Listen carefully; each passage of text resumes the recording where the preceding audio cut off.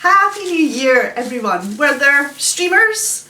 Were there party poppers? Obviously with appropriate social distancing and very, very quietly. I looked for party poppers and I didn't have any, so I just have these like really old streamers which I didn't even use at New Year and just got them out especially for today's sermon. But here we go, streamers all over me. It's been quite a year. The Australian bushfires, if you remember, back in January 2020, that seems like a lifetime ago. Who even remembers these? There were locusts swarming across vast areas of East Africa and Saudi Arabia and even as far as India. There were the ongoing instability and protests in Hong Kong. There was Brexit, which we never thought we would hear the end of until along came COVID and of course the global pandemic. Have I missed anything? I mean, I probably have, because so much happened in 2020. It was quite a year. And here we are in 2021, and I think for a lot of people 2021 is seen as the kind of 2020 do-over year. It's like a reset. All those things that we couldn't do in 2020, oh my goodness, they are definitely going to happen in 2021. All the things that were horrible in 2020 are going to get erased by 2021. The Tokyo Olympics, they are going to get their do-over in 2021, hopefully, although the news today was a little bit shaky about that. Festivals, other sporting events, all sorts of things are getting second chances, you might say, in 2021. Forget 2020, they're back in 2021. And even in our church family, there's a wedding to look forward to in 2021. There's baptisms that were cancelled in 2020, and although we don't quite know what 2021 might look like, we're hopeful that these things might happen. The thing about making 2021 a do-over year though, is that it puts an awful lot of pressure on this year. As if absolutely everything that happens has to somehow compensate for 2020. Everything has to kind of cancel out 2020. I saw this meme the other day. The first rule of 2021 is we don't talk about 2020. I think you can get that in a t-shirt if you really want it. And I get it. I get it, because 2020 was a difficult year for a lot of people. Although, I think, to be honest, I think when we look back, we might not just see the tough stuff, tough though it was. I think we might see how the tough stuff taught us some good things. I think in 2020 we learned to value relationships. We discovered the benefits of our local communities. Maybe even some of us connected more with our neighbours. But in general, the view going forward is that 2020 is one to forget. Let's paste over 2020 with 2021 and start again. But like I said, trying to cancel out the past puts an awful lot of pressure on the present. Pressure that I think we could do without, to be honest. More than that though, if we want to somehow erase 2020, we erase the things that we can learn, and we erase the things that we can take forward from that challenging year. One of the things that a lot of people found was that 2020 put a lot of pressure on their relationship with God. Pressures of work and studying, pressures or with lack of face-to-face fellowship with brothers and sisters, the routine of church taken away, even just a lack of energy and a lack of motivation really put stress on our relationship with God. And we say, okay, that's all behind us now, I'm going to do better in 2021. But before we write off 2020, I'd like us to think about what we can say about God as we look back at this challenging year. And I'd like us to use ancient words sung by God's people over generations as they go to worship God. People who have had 2020 years, and to be honest, people who have had years that were much, much worse. I'd like us to use one of the Psalms, Psalm 124. This is one of the songs that God's people sang together as a group. So let's, as a group, listen to what God has to say to us in this psalm. If the Lord had not been on our side, let Israel say, if the Lord had not been on our side when men attacked us, when their anger flared against us, they would have swallowed us alive. The flood would have engulfed us. The torrent would have swept over us. The raging waters would have swept us away. Praise be to the Lord, who has not let us be torn by their teeth. We have escaped like a bird out of the fowler's snare. The snare has been broken, and we have escaped. Our help is in the name of the Lord, the maker of heaven and earth. So 2021 isn't our 2020 do-over year. How do we approach this new year with the right kind of mindset? I've spent a lot of time in the last few weeks thinking about what to say today, this Sunday, at the beginning of 2021. New Year, it always seems like such an important time to stop and to think and to reflect and to take stock. And maybe this new year, that's more important than in any other year gone by. And as I've thought and as I've prayed over the last couple of weeks, I keep coming back time and time and time again to this psalm, to Psalm 124. It's a short psalm, part of a group of 15 psalms called the Psalms of Ascent, as in going up, the Psalms of Ascent. 15 psalms that we might call pilgrimage songs, songs which are sung by the community of God's people as they travel up to Jerusalem for religious festivals. They were songs which united people on their journey. Everyone knew the words. Everyone sang together. Parents taught their children the words of these songs. They're group songs. Songs for a whole community, full of inclusive words which say something to all of us. Words like we and us and our.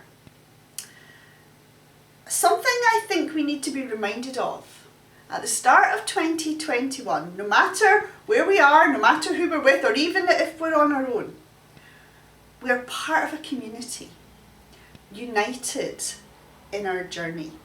And it's good to sing and to remember journey songs.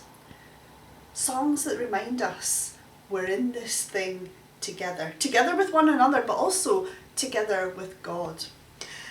And at a time when we're maybe tempted to write off 2020, looking forward to 2021, erasing all that stuff from last year that we want to get rid of, I think Psalm 124 can be a bit of a reality check for us. 3 reality checks for us actually.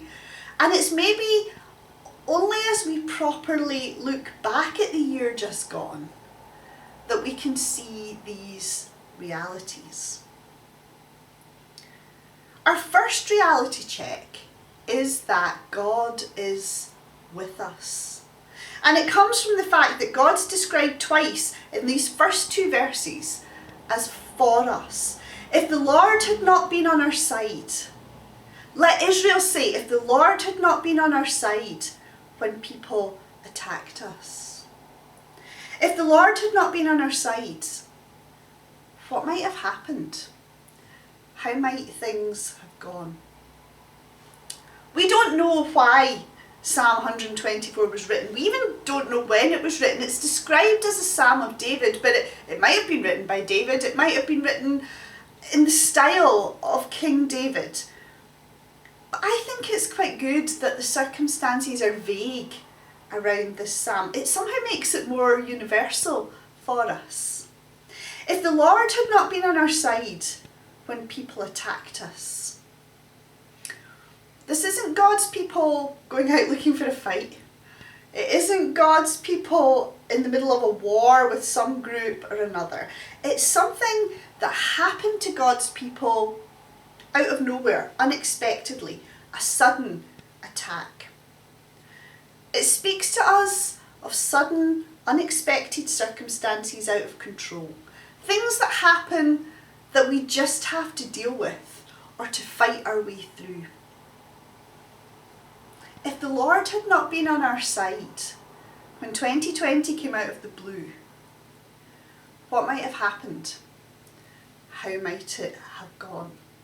Now, of course, it's very easy for me to stand here and say, God's on our side. And you might reply, yeah, great, Julie, all right, you're a pastor. That's the kind of thing you're supposed to say. You might be able to look at 2020 and see God on your side, but I can't. And that would be really honest of you. But you know what? If I'm honest too, there were times in 2020 that I can't always see God for us or even God with us. I can't always make sense of God on our side. But actually, that's why we, me included, need the reality check of Psalm 124. We just celebrated Christmas. And then last Sunday, we thought about what it means for God to be with us. For God to be with us in the baby Jesus. And for the risen Lord Jesus to promise his people that he will be with them to the end of the age, it says at the end of Matthew. And it's not just that God is with us, beside us, like an observer, looking at what's going on. It's actually that God is completely involved with us and with our lives. And the reality check of Psalm 124 is that it reminds us that God is with us, and because he is with us, we are not swallowed up or overwhelmed when circumstances turn against us. To say that God is with us doesn't mean that we avoid pain or hardship. It doesn't mean that we don't feel the stresses and the pressures of this last year. It doesn't mean that things which come up against everyone else somehow take a detour around God's people. It means that God is present with us no matter what. And Psalm 124, above everything else, is a song of praise. It is a declaration of God's faithfulness. It's not a formula that somehow explains God's presence and help with his people. It's just a reality check. When God's people look back, they get some perspective. And that's why it's so important that there's no do-over for 2020. We need to be able to look back.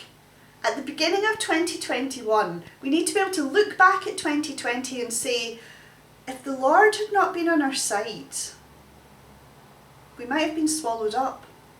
We might have been overwhelmed and swept away. We might have been eaten alive. God's help for his people is described here in two pictures. On the outside, in verses 3 and 6, it's a picture of people in danger of being swallowed and eaten up. And on the inside, in verses 4 and 5, they're in danger of being overwhelmed and swept away. The first picture is of a man-eating monster devouring people. The kind of monsters that are popular in myths and legends and fairy tales the world over. All teeth and claws and anger and power. It's the kind of monster that our imaginations make with our fears. We project all of our fears into this great beast that might eat us alive. It's like our fears take on form, roaring around us and threatening us. Think back. Was there a time last year when you felt your fears might eat you alive? We all had our moments, I think. I think even the most positive of us found fears coming to the surface and starting to eat away at our thinking, at our logic, even at our faith. The picture in Psalm 124 is really vivid. It's real, life-threatening danger from something which wants to devour your life. If the Lord had not been on our side, says the psalmist, when we were attacked by circumstances and fears roared, they would have swallowed us alive. But they didn't. The second picture in this psalm is of an overwhelming flood, a sudden flash flood with torrents of water sweeping over us. It's a picture of us being carried along and then completely overwhelmed by circumstances. It's the kind of flood that is totally and utterly destructive. There's nothing we can do to stand against it. It's so powerful that we're swept away by the raging waters. Anything which offered stability or security doesn't work against this kind of torrent. For many of us, this last year seemed out of control. We were carried along by circumstances, doing our best to cope, to catch our breath as we're swept along. If the Lord had not been on our side, says the psalmist, the flood would have engulfed us, the raging waters would have swept us away. But they didn't. And that's why we don't want a 2020 do-over.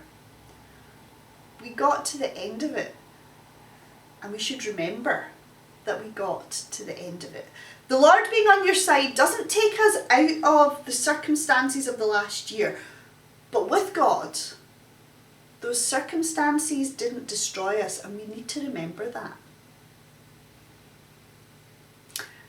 The second reality check I think we get from Psalm 124 is that we're not trapped by the past. One of the reasons I think people want to make 2021 a do-over year is that they want to completely forget everything that happened in 2020 because they feel trapped by all the difficulties of this last year. And the only way to get out of the trap, people think, is to erase it, to forget all about it. I think our psalm offers us a different perspective. Verse 7 tells us we have escaped like a bird from the fowler's snare. The snare has been broken and we have escaped. Snares are mentioned twice in this verse. Things that catch us. Maybe even catch us out and hold on to us, hold us back. And when we're in the middle of difficult times, those times are our whole focus. Like a bird trapped in a snare, all we can do is see the difficulties. We squirm, we panic, we flutter, fighting to escape. It's all that we can think about. There's nothing else. And it feels like there's no way out. I remember back in about April, May time of last year, I sort of stopped watching the news for a while because the only news was COVID. There was nothing else. We were trapped. That's how it felt to me anyway. We were trapped in this. There was no way out. The whole focus was COVID, was the trap. And I began to see that watching this constantly wasn't really helping my mindset going forward. I don't mean I wanted to pretend that COVID didn't exist, because that's not particularly helpful either. But all the focus seemed to be on the struggle and of feeling trapped. None of the focus seemed to be on the possibility of being set free from that trap. And actually this psalm is all about the possibility of being set free from the things which are trapping us. We have escaped, it says, like a bird from the fowler's snare. The snare has been broken and we have escaped. We've wriggled, we've squirmed, and all of a sudden, without knowing how it happens, the snare breaks free and we are free to fly. This is given as a certainty in the psalm. Psalm 124 doesn't say the bird might be able to get free. It doesn't say, oh well, you know what, it could go either way. It says we have escaped. We are free. We're soaring and flying away from whatever has trapped us. The bird, suddenly set free from the trap, flies. It doesn't look back, it just flies. But the broken trap is still there. It hasn't disappeared. It simply no longer has power over the bird. It's broken. There might be things that we need to leave behind in 2020. We don't do that by pretending that they don't exist, by glossing over them with our somehow 2020 do-over. We do that by flying free, released from the trap. It brings to my mind the beginning of another psalm, Psalm 91. It says, whoever dwells in the shelter of the Most High will rest in the shadow of the Almighty. I will say of the Lord, he is my refuge and my fortress, my God in whom I trust. Surely he will save you from the fowler's snare and from the deadly pestilence. It's God who sets his people free. Remember, our Psalm 124 starts, if the Lord had not been on our side. We make choice to live lives dwelling in the shelter and the protection of God. And because we do that, God can free us from the things that snare or trap our lives. Circumstances don't hold on to us because we choose, and it's a choice every day. We choose to live our lives in the shelter of God. And just to be clear, Psalm 91 isn't some kind of Christian alternative to the COVID vaccine. Like Psalm 124, it offers us a picture of God as the one who we rest our lives upon. He saves us from the power of things that want to trap us or destroy our lives. It's not a guarantee of some kind of virus-free life. The Psalms are life poetry, not medical instructions. Our last reality check from Psalm 124 comes from the final verse of the Psalm. Our help is in the name of the Lord, the maker of heaven and earth. The last reality check is we have hope. The God who created heaven and earth is the one who helps his people. I don't know, where did you look for hope in 2020? Where are you looking for hope in 2021? It seems to me, as lockdown took hold in early 2020 and people began to realise this was kind of a long haul thing, all over social media there were people offering us things to help us somehow build ourselves up, to help us cope. They were saying read or meditate or exercise or draw or sing, and all of these things are great. They're very good for our mental health, they're very good for our physical health. But ultimately, our help comes from the Lord, from knowing him and from seeking him and from trusting him. Who we put our trust in is a very important thing. It sets up our confidence for the future. It gives us hope to face the future, whatever that future might bring. Book of Proverbs are great little verses that remind us of real truths. And Proverbs 18 verse 10 says, "The name of the Lord is a fortified tower. The righteous run to it and are safe." When we need hope, when we need a place of security and safety, we find that ultimately in God alone. The righteous run to this tower, says Proverbs. That means there's a choice to be made. Either we choose to run to God's place of safety and protection, or we don't. Life is full of choices. Our help is in the name of the Lord, says Psalm 124. And this isn't some kind of weak help. It's help we can rely on. Why? Because he is the maker of heaven and earth. The reality check is, if God made all of this, if God made the air that I breathe, the ground that I walk on, hills, oceans, birds, planets, insects, we can rely on him, and we can rely on his name to be our help. We clutch at all kinds of things to be our help, but ultimately we can trust that God is our help. And we know this by looking back. It's another reason why we don't want do-overs. It's important to be able to look back and to see where God has been the one who helps his people and who sets his people free.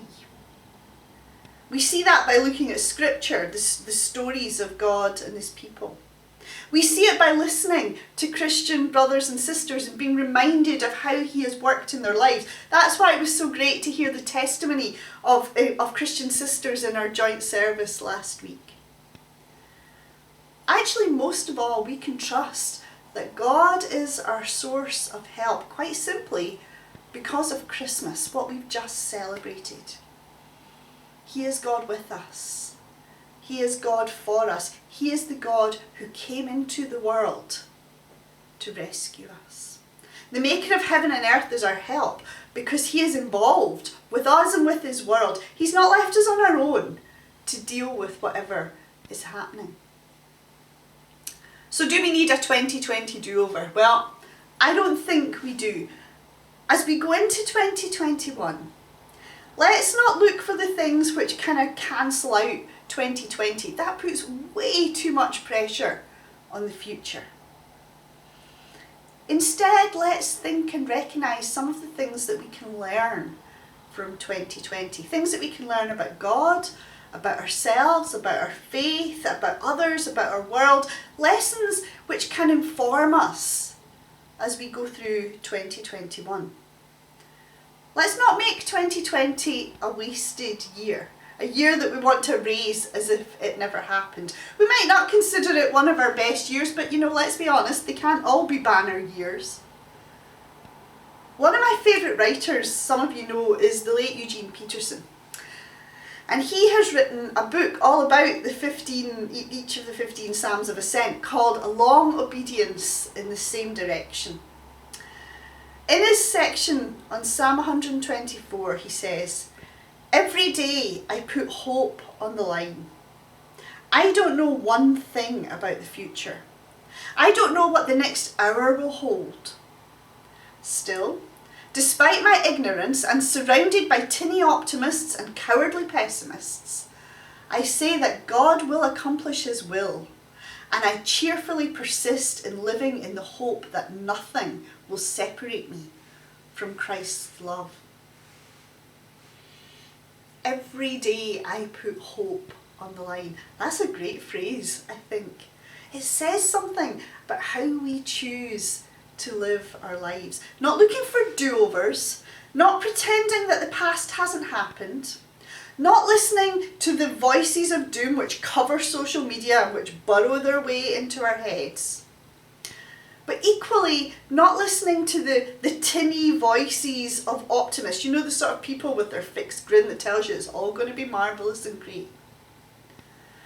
Actually putting hope on the line, choosing to live hopefully and faithfully and full of praise. Because actually remember, above all else, Psalm 124 is a song of praise, praise which comes out of reflecting on reality. I really hope 2021 is a happy new year. Of course I do. Why would I not want the best possible living each day? But Psalm 124 is a reality check that reminds us that we're connected to the past. And we move forward into the future in the hope of the presence of God with us. Let's put that hope on the line each day, trusting that God is at work, not erasing the past, but moving us on from that past into a new future.